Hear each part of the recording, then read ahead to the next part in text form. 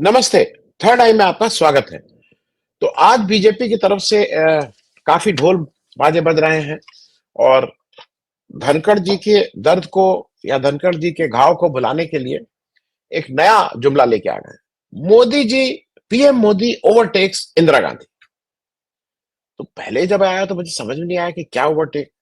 तो पता लगा कि इंदिरा गांधी का जो एक टर्म था वो अनइंटरप्टेड 4077 दिन तक उन्होंने, एक बार जब 66 में बनी थी उसके बाद मोदी जी 4078 कर लिए हैं आज 25 जुलाई को, मतलब इसी पे।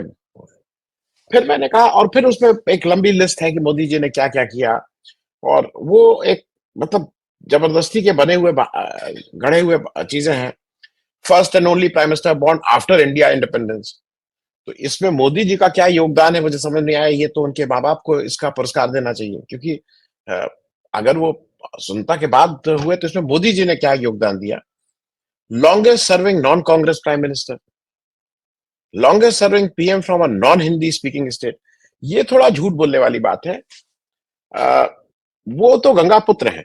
और क्योंकि अब इन सब चीजों को मुझे लगता है कि बीजेपी में ये झूठ झूठ नहीं है, क्योंकि वो तो पिछले 10 साल से बनारस आए हैं और प्राइम मिनिस्टर तो बनारस से हैं। तो ये भी दावा कि वो Hindi, non Hindi speaking state से, झूठ बात है। मैंने सोचा कि क्यों ना कांग्रेस के जो जो प्रमुख प्रधानमंत्री रहे हैं उनके 5 अचीवमेंट और उनका एक बड़ा फेल्योर, इस पे चर्चा करें। मैंने जो कोलिशन सरकारें थी, जैसे मोरारजी देसाई साहब, चरण सिंह साहब, वीपी सिंह साहब, देवेगौड़ा साहब, आई के गुजराल साहब और बीजेपी के अटल बिहारी वाजपेयी को इस पे नहीं रखा मैं, क्योंकि इनको सारी दिक्कत बीजेपी को इस देश में कांग्रेस कल्चर से है। तो जब मैंने कहा कि एक सरसरी तौर पे जरा याद भी दिला दिया जाए देशवासियों को, तो सबसे पहले नेहरू की बात आती है। मैंने ये ऐसे किया है कि नेहरू के पांच पांच अच्छे सबसे प्रमुख अचीवमेंट क्या है। तो अगर ऑन टिप्स ऐसे ही बोलिए तो नेहरू की मिक्स्ड इकोनॉमी थी। उन्होंने जो प्रमुख पब्लिक सेक्टर थे, चाहे वो बीएचईएल हो, सेल हो, बीएमएल हो, इन सबको उन्होंने स्थापित किया था। भाखड़ा नागल डैम हो, तो उन्होंने भारत के नेशन बिल्डिंग वाला जो काम था उसको किया था। दूसरा एक नेहरू का बहुत बड़ा अचीवमेंट है, डेमोक्रेटिक फाउंडेशन, जो हम लोग बार बार कहते हैं लोकतंत्र को उन्होंने 47 में देश आजाद हुआ, दो तरह के मतलब एक ब्रिटिश इंडिया और एक राजाओं साहब प्रिंसली स्टेट वाला इंडिया, दोनों का इंटीग्रेशन हुआ। और फिर इस देश में उन्होंने लोकतांत्रिक मूल्यों को रखा। और सिर्फ रखा ही नहीं, उनको पता था कि लोकतंत्र के लिए विपक्ष की आवश्यकता है। उन्होंने विपक्ष को वो स्पेस भी दिया, चाहे वो लोहिया जी हो, चाहे वो अटल जी हो, जो तमाम। अ, तीसरा जो मुझे लगता है कि एक बहुत बड़ा अचीवमेंट नेहरू का था, वो नॉन अलाइन मूवमेंट था। एक नए, मतलब नए बना हुआ देश, अमेरिका और रूस के सामने जिनकी कोल्ड वॉर चल रही थी, दुनिया की दो महाशक्तियां, उसमें नेहरू ने एक सपना देखा कि नहीं, हम आपके साथ नहीं। और उन्होंने नैम को बनाया, अचीव किया और एक विश्व में एक तीसरे शक्ति के रूप में उसको डेवलप भी करने लगे। मैं नेहरू के एक अचीवमेंट को और मानता हूं, क्योंकि वो अगर नहीं कहा जाएगा तो शायद नेहरू के तमाम अचीवमेंट है, 5 चुनना बहुत आसान नहीं था। लेकिन आईआईटी, आईएम, इसरो, सीएसआईआर, और मेरे हिसाब से एक बड़ा अचीवमेंट ये भी है, जो जो लोगों को लगता है इसका क्या मतलब, NSD, national school of drama. Nehru के बाद दूसरा नेशनल स्कूल ऑफ ड्रामा इस देश में नहीं बना, एनएसडी। तो ये शिक्षा, क्रिएशन, इन सब पे नेहरू का बहुत ध्यान था। और एक चीज जो बिना कहे जाती है, नेहरू का एक बड़ा योगदान इस देश में सेकुलरिज्म और जो कंसोलिडेशन ऑफ इंडिया था ना, वो उसमें पटेल ने भी साथ दिया, सबने साथ दिया। लेकिन देश को एक सूत्र में बांधना, बिल्कुल डाइवर्स लोग थे, लिंग्विस्टिक समस्याएं थी, भाषा का विवाद था, लेकिन सबको एक में बांधा। नेहरू का जो सबसे बड़ा फेल्योर है वो 1962 की चीन की वॉर है। अब मैं उसके विवेचना में नहीं जाऊंगा। कुछ लोगों का मानना है कि वो तो चीन ने पीठ में छुरा घोंपा था, लेकिन वो नेहरू का एक फेल्योर हरदम याद रखा है। अब आ जाते हैं दूसरी प्रधान। मैं चूंकि लाल बहादुर शास्त्री जी का बहुत छोटा वो था, तो इसलिए मैं लाल बहादुर शास्त्री जी को नहीं, नहीं तो लाल बहादुर शास्त्री जी के भी जिम्मे बहुत काम है, लेकिन छोटा कार्यकाल था, पूर्ण काल नहीं था 5 साल का, इसलिए उनको यहाँ एसेस नहीं कर रहा हूँ। इंदिरा गांधी। इंदिरा गांधी का इसमें कोई दो राय नहीं, एक डिसाइसिव वॉर उन्होंने लड़ी, पाकिस्तान को, जिसको कहते हैं ना, उनकी औकात दिखा दी बांग्लादेश का। और देखिए एक चीज और ध्यान रखिएगा, लोग ये मानते हैं कि पाकिस्तान को तोड़ दिया, पाकिस्तान को तोड़ दिया। बांग्लादेश में मानव अधिकार का जिस तरह से पाकिस्तान हनन कर रहा था, लोगों के ऊपर जुल्म ढा रहा था, वो कहीं उसको उस नजरिए से भी वो बांग्लादेश के क्रिएशन और बांग्लादेश को देखना होगा।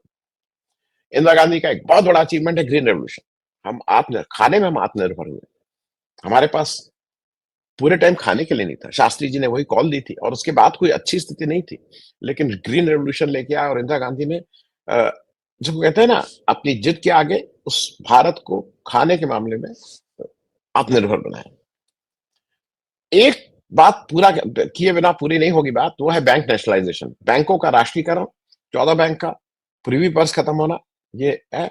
और मेरे हिसाब से जो इंदिरा गांधी ने न्यूक्लियर टेस्ट किया पोखरण में 1974 में, उसमें उन्होंने देश को एक दूसरी दिशा दे दी, और भारत विश्व पटल पे एक सीरियस न्यूक्लियर ताकत के रूप में अपने को स्टैब्लिश किया।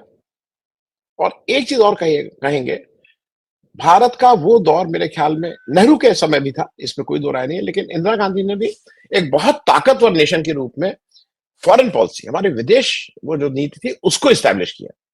याद करिए हमारे हमारे कितने स्ट्रॉन्ग हमारे संबंध थे रशिया से, हमारे कितने स्ट्रॉन्ग पीएलओ से संबंध थे, हमारे कितने स्ट्रॉन्ग ईरान से संबंध थे। ये बात मैं इसलिए कह रहा हूं कि जब अमेरिका हमें आंख दिखा रहा था, तो हमारे साथ खड़े होने वाले 4 दोस्त थे हमारे, और अमेरिका को दुम दबा के वापस भागना पड़ता था। और एक और चीज अगर नहीं कहा जाएगा, सिक्किम का विलय भारत में, वो भी इंदिरा गांधी की देन है। उसको बोला बहुत नहीं जाता है, लेकिन सिक्किम को जिस तरह से विलय हुआ, वहां रेफरेंडम हुआ इत्यादि। इंदिरा गांधी का जो सबसे बड़ा फेल्योर और जो हरदम याद रखा जाएगा इतिहास में, उनकी इमरजेंसी लगाना था। इसमें कोई दो राय नहीं कि उनसे वो एक गलत निर्णय था।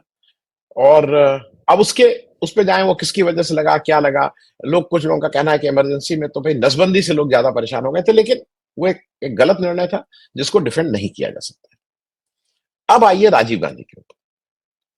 राजीव गांधी का कंट्रीब्यूशन मैं इसलिए इस बात को बता दूं, मैं अभी शिकागो गया था अमेरिका, मुझे वहां सैम पित्रोदा जी मिले। सैम पित्रोदा ने, और ये बात मैं इसलिए कह रहा हूं कि एक बड़ी बात है, सैम पित्रोदा जी ने कहा कि भाई, मैं एक व्यक्ति जिसके लिए जीवन भर आभारी रहूंगा, और I will be indebted to a person, उसका नाम राजीव गांधी है। हमने क्यों? कहने लगा, देखिए आनंद जी, मेरे जैसे अमेरिका में हजारों साइंटिस्ट हैं, हजारों रिसर्च वाले हैं, एक नहीं, पर जो जिस तरह का विश्वास, जिस तरह का मेरे ऊपर भरोसा राजीव गांधी ने किया, वो मैं भूल नहीं सकता। उन्होंने एक चीज और कही, उन्होंने कहा, देखिए मैं कोई पॉलिटिशियन नहीं हूं, लेकिन अगर देश में राजीव गांधी को एक टर्म और मिल गया होता, तो भारत की दिशा दशा बिल्कुल फर्क होती। क्या, ये तो एक बौद्धिक प्रश्न है।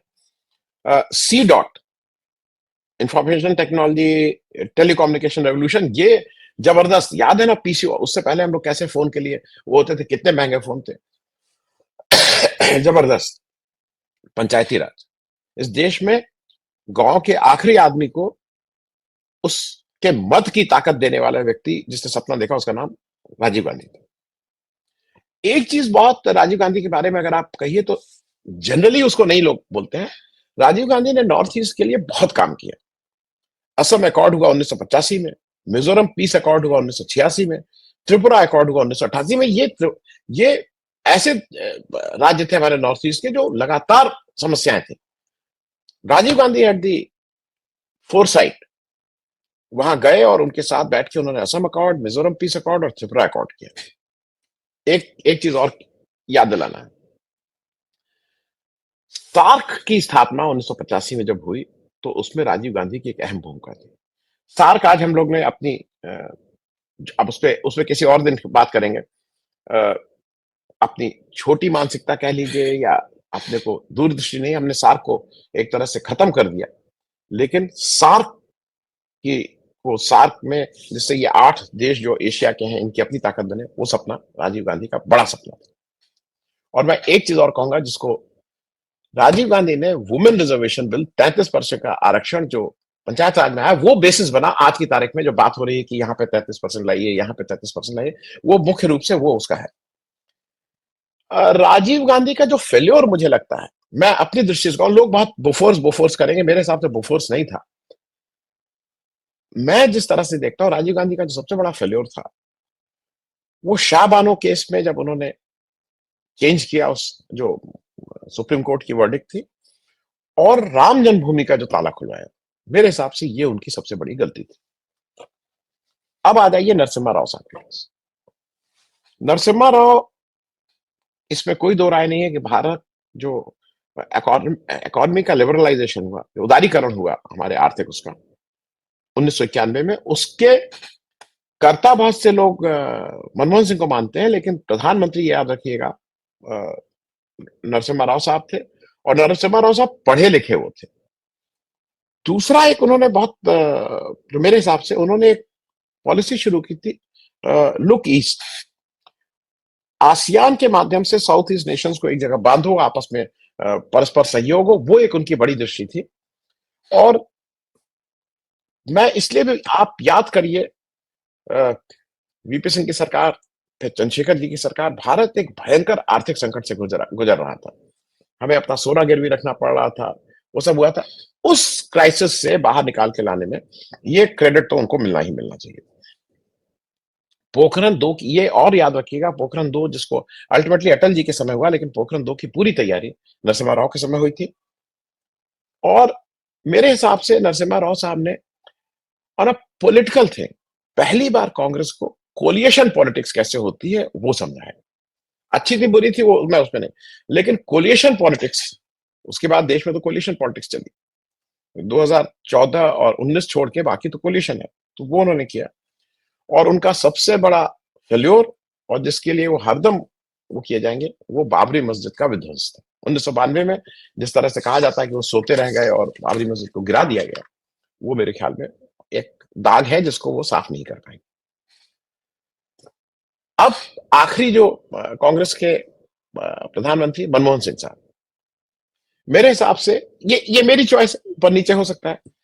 नरेगा जो अब महात्मा गांधी, अब वो मनरेगा हो गया है, लेकिन मनरेगा कहिए, उसने गांव में बिल्कुल एक क्रांति ला दिया है।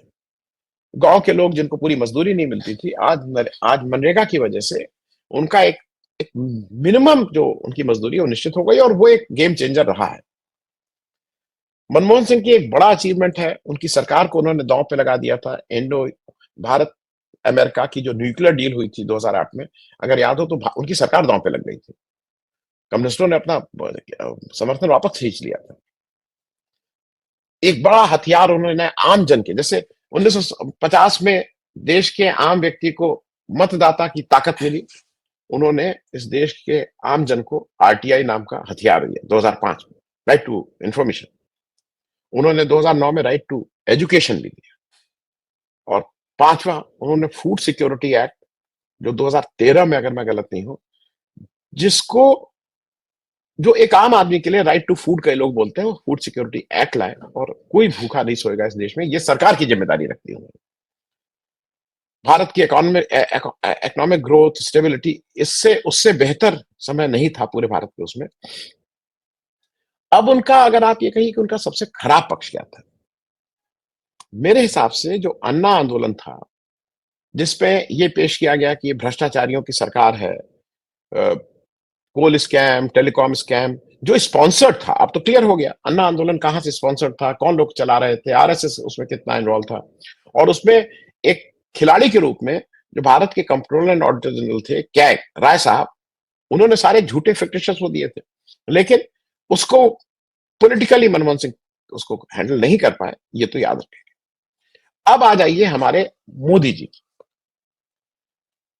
भाई कई लोगों को लगता है ना कि आप मोदी जी, मैं चाहूंगा मेरे दर्शकों से कि 5 मोदी जी के सबसे बड़े थे और अचीवमेंट, और वो ये नहीं कि उन्होंने बहुत तगड़ा बना दिया, उन्होंने देश को आगे बढ़ा दिया, वो इसी तरह की बातें करते हैं, हमने देश को आगे बढ़ाया, हमने देश को तगड़ा बनाया, हमने देश को 2047 में हम विश्व गुरु बन जाएंगे। जनरल नहीं, स्पेसिफिक्स में आइए।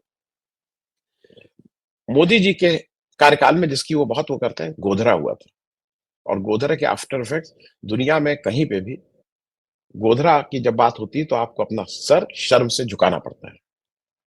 गोधरा के बाद के जो हिंसा हुई थी, नोटबंदी, आज तक इस सरकार ने नोटबंदी में आम आदमी की जो जो कमर टूट गई है, वो आज तक ठीक नहीं हो पाई। The biggest failure. कोविड में मौत हुई है कोरोना में, आप अपनी ताली बजाते रहे, आपने थाली बजवाई, बिजली लगवाई, टॉर्च जलवाया, लेकिन लोगों को वो कॉम्पनसेशन नहीं दिया, आपने वो मौत के आंकड़े छुपाए। विदेश नीति में तो आप पड़ोसी देशों से जो आपके संबंध है, आप बिल्कुल अकेले पड़ गए, आपके साथ कोई नहीं खड़ा। आपने इतनी खराब आपकी फॉरेन पॉलिसी है कि अगल बगल कोई भी आपके साथ नहीं खड़ा है। और पांचवी बात मेरे हिसाब से, ईडी, सीबीआई, इलेक्शन कमीशन का जितना दुरुपयोग आप किए हैं, वो ये देश याद रखेगा। और एक चीज और, ये जो क्रॉनिक कैपिटलिज्म जिस तरह से देश के एक दो लोगों को, अडानी को, अंबानी को तो अब एसबीआई कह रहा है फ्रॉड है, अंबानी फ्रॉड है, ईडी कह रहा है अंबानी फ्रॉड, अनिल अंबानी फ्रॉड है। उस अंबानी को जिस तरह का आप प्रोटेक्शन देते हैं, उस अडानी को जिस तरह का आप प्रोटेक्शन देते हैं, वो देश हरदम याद रखेगा। तो आप भले ही आज कह लीजिए कि हमने एक दिन इंदिरा गांधी से ज्यादा हमने लगातार सरकार चलाई, लेकिन देश को आपने क्या दिया, इसकी मार्कशीट भी कभी दीजिएगा तो उस पर भी विवेचना होगी। थैंक यू सो मच, बहुत बहुत धन्यवाद।